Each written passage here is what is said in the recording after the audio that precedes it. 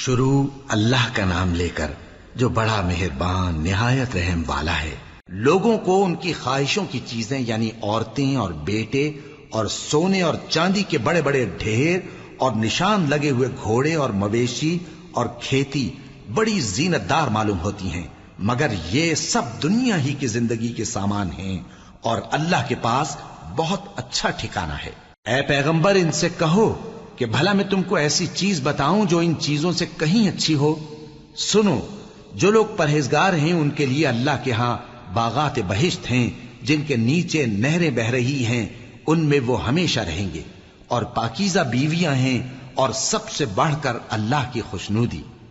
اور اللہ اپنے سب بندوں کو دیکھ رہا ہے جو اللہ سے التجا کرتے ہیں کہ اے پروردگار ہم ایمان لے آئے سو ہم کو ہمارے گناہ معاف فرما اور ہم کو دوزخ کے عذاب سے محفوظ رکھ۔